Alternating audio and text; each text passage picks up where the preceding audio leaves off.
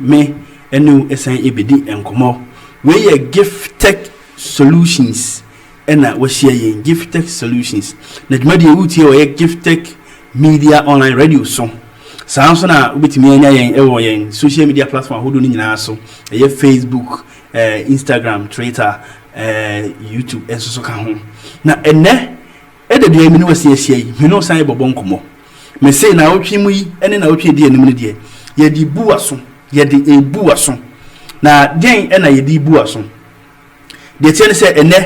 abefu computer abeya de a ehu hia yie pa ewo ye asetena ne abrabom enti eno nam sa kwanya ne so ama aban ye Ghana aban e de ICT abeka ye mabunadi sua ho nti from primary ekosi ye JSS SS to university nyina no ye wo ICT course ye no as elective na say core subject eka ye disuade ho na nokure wo mu ni say over the years no I see addition na ye gini nyina koye theory practical na nche da nyede enim enu nti gift tech solution ye tu ye ho si wo say ye the practical training be ma training na ye purely practical theory no wo ma theory no be me fan say 10 and say 8% pebi de aka ni nyina ye practical nko a nti se wo ba ya so ya be gentete na se unkita computer how because a part of your requirement is so by all computer yeah the practical na ma obetimi e the computer na practice na so hu si the computer na adi uduma na ene de nti na me no wahia mu ene da due ebiem ene no me de program bi ya hyehye a ye de tu anim na so watimi ababi no abaje ntete e na me no bedi hu nkomo eye mastering Microsoft Word in one day mastering Microsoft Word in one day sa program ye programmer ya hye say wo a wo hwe me sabri wo so betimi aba yan asoye na ye de da baako I introduce Microsoft Word amaw say wo use Microsoft Word ni bida anase unyusu bida kra say unim computer mu ni nyina no wo ba wo betimi aba benefit from sa programmer ye na say in a program netie practical programmer ya hye e woni die bia wo betimi anya edi aduduma instant yela ye kire wade ni wie one day na no na watimi start di nimdie ne edi duma bia opese udidi enu nti ye yesre ne se wo hwen sabre na opese ubeka dumadi ne ho na wo so register eye dumadi a eba so on the 29th of this month eye June yimu 29 June 2024 program no eba so memenda nti memenda eba wo kina na wotwe memenda eba na wotwe na program yi eba so na mesre se utie mi sabre na opese ubedwane training no na so babia obepikin WhatsApp number yi 054 5528 361 me say repeat number ni biem 054 5528 361 na the ten say program we nanka ye jiska ansana ye ntete na mawo ntina price na da so no anase training fee no na 150 Ghana cedis na yeje na yetimi anyam saa kwan no so amawo certificate assign amawo item 13 dia ka ho na enso so no adumako bi ababaje dumadie no se obeso oso yasen ba wantimi anso yasen ni nyina enti training na nkasa ya ne de free untua kapre for training no from 150 no adumako no se be sua ade be ginim die no for free na mom no se ope certificate a ene yesi ubema yen just 30 cedis pe na ye the certificate aboni krata no yetimi dia print bi amaw saa nso na se o ba aboa wo ho ubedidi kakra wo fie na wo dia ba ebeboa yen na se wanya mere andidi na opese wo bantam nti wantimi andidi na ba because jumadi ne be sha ase ye 9:30 am na ya pon around 1:30 to 2 o'clock na ya wie program ni nyina just one day pa na ya born fast nti se wo ba na se wantimi andidi a ye wo delivery service ewo gift tech solutions ya so ye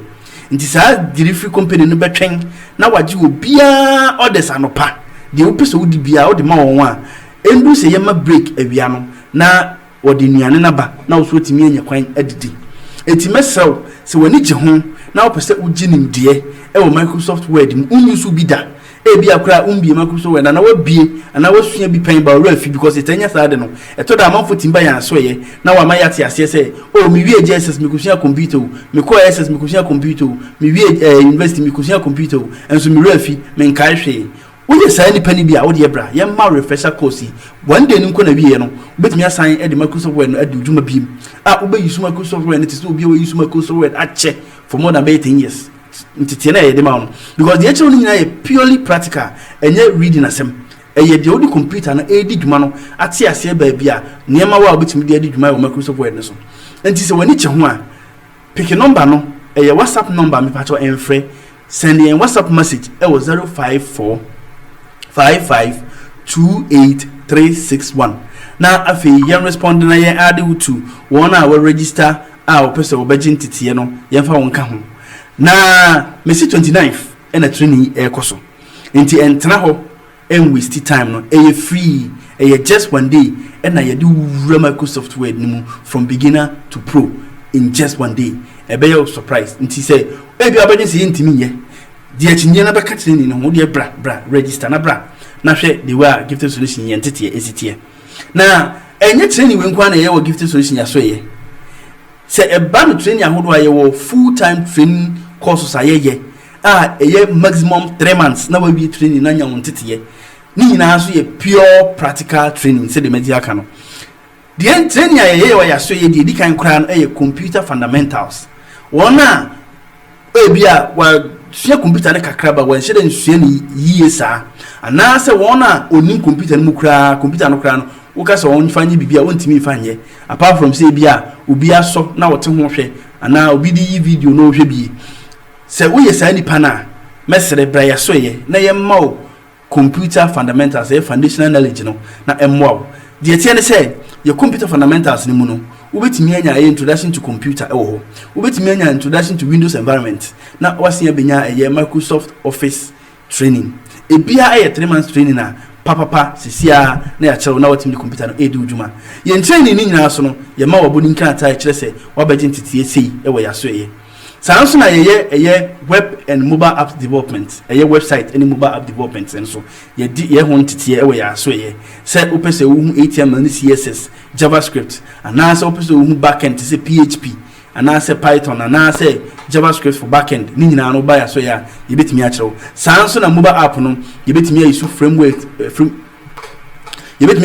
bit say React Native e dey a kire wa ma wetimi a build a cross platform mobile application e be adwuma wo Android so adwuma wo iOS so adwuma wo Windows so the same time na say adwuma wo on the internet nti say wani je ho na person usua mobile app development ya and ye message say pick number na your screen so no na send a message na ye no win nkomo na ye nkyere kwan abofo so to betumi be register we ya so ye o person so betumi visit website www.gifttechsolutions.com ubenya more information about courses make kan wasemi enyina sounds na your work course be on artificial intelligence, especially generative AI. Say the obesity artificial intelligence models are hold one year building a digimana timi abo am also any benefit of the AI models na course no. Nti se wani je ho na o pese usua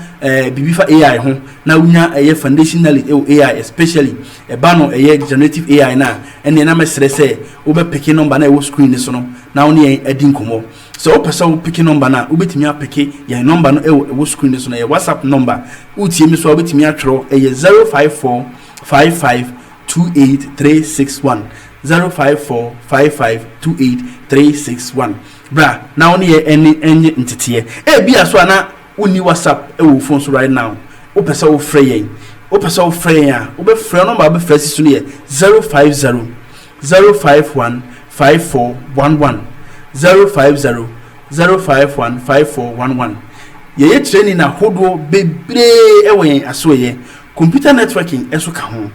ye ba computer networking na said ye ubesi ya ma computer any internet adinkita ho ana computers mienu ana miensa adinkita ho eno so ye ewen asoye ewo Giftech Solutions sanso na ye digital and social media marketing said ye ubesi manage with digital presence and with digital platforms ahodo ye ho ntese ye wen asoye ena ye sign business development ma mo pese mo vision mo dream mo ideas mo pese mo de start moduma no emprempi no se o start aduma na unima na mo obetu a ya obre enti no numa bebre ene ye hyase enso numa bebre na so na egu ewo wiasimu ha enti se wani abere se o pese o start oduma and start is emphasis kan wura aduma nim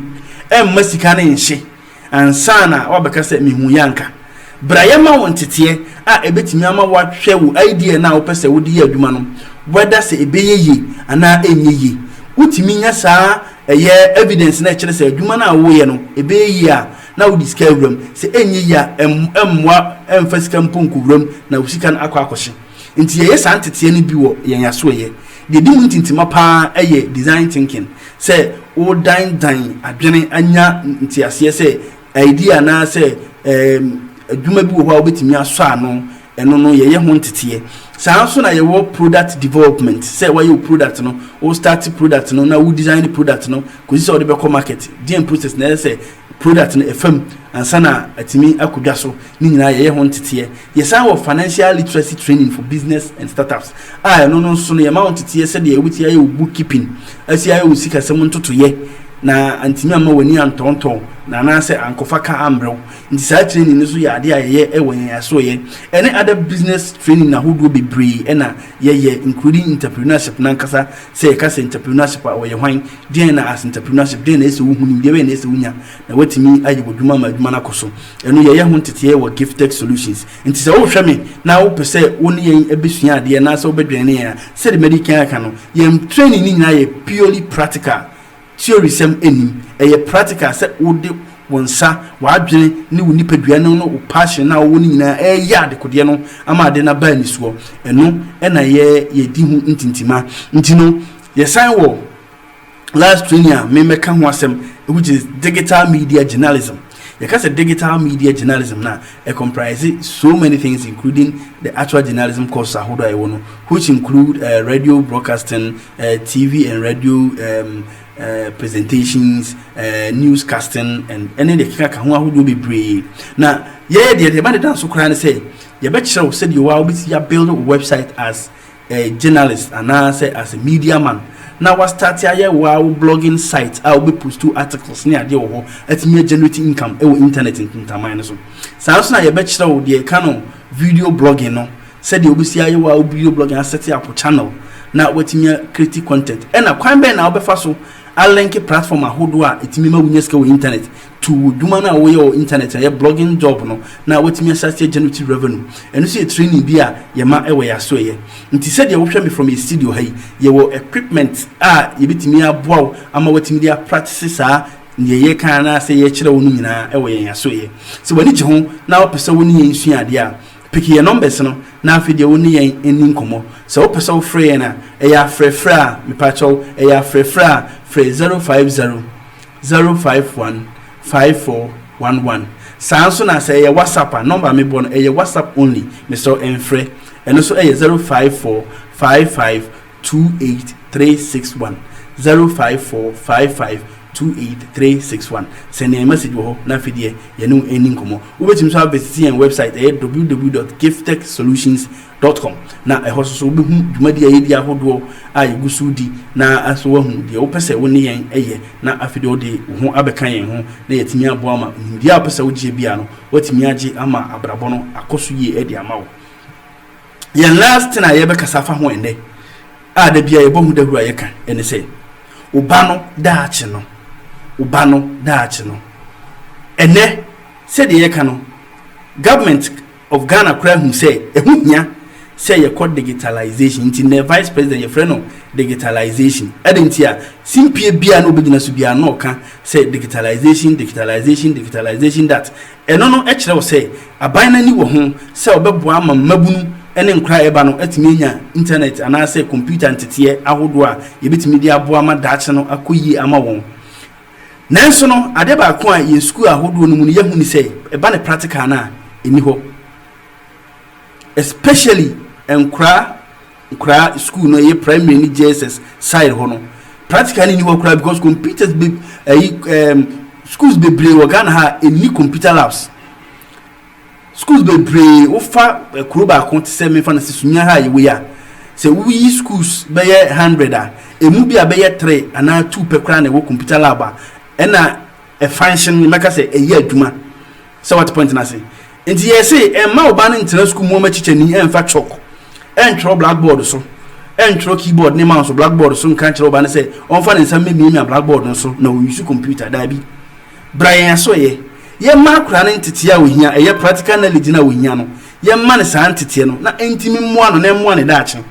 nti se wo pese odo oba ne ba na obaji ntete o ya so ya ye wo training for kids eye enkura training wo ho a ye di mu ntintima pa ye be kire oba no introduction to computer, introduction to Windows environment, typing ye be say atimi a kire Microsoft Word, Excel, PowerPoint ama oba na timi di computer no after say a type niema a ebe ye nika pa wa kura no hu di oba no di computer be ya wani be giye sanso na ye wo programming basics computer programming basics a ye kire nkura na etimi introduce wo mu to say the secure software ahodo ne website ahodo a ohum e wo internet ntintaman so no nti woni je ho na opese oba no enya sa foundational knowledge na oba no so timi enya IT skills wa bra onyini na onyina atimi ama mfaso aba ne so ama ne dwumadi bi obedi no ne ho ahenhan because ba bia ka kono kama ye say adwuma bia wo wiase bia IT rem nti se na woni IT skills e be kakra no wo be free adwuma no na IT skills no so Ghana ha practical no numaku kakra bi enetimi edema ebi any gifted solutions nti open practical pa na wo sunyan ni important bono ahafo ene bono east dia ene na mesre say pick number na wo screen so no ada so be free en voda line no ana say wo be send en WhatsApp message me the number no esen ye to dwabiem na ma mutie en wo gifted online radio no motimi pick number no e wo ho ye number no so person free na e 050 051 5411 eno ya free ena say WhatsApp message na person send yen so a eno say 054 5528361 mesre pick numbers na free na oni yen eni komo na yeso yentimi enmoa na oba no manentiti a obihia na onyini a aboa no ama ne dwumadi akoso obetimi so avese yen website www.giftedsolutions.com na afi wasua niema hodo a ye wen so ye na watimi ne yen abedi dwuma said the meka Saturday we are bai ne na otwe ye free training on mastering Microsoft Word in one day no baso e free brana be register na bejintiti eni bi na emwa ha ena brebe ma me kan say memfa wo ensi midin e de brayima full name yima na preko boama dasene ye besia hia na ya san atwetwe nkomo mesrew se unyan download ye app na ko Play Store na download gifted media app no anase gifted solution app no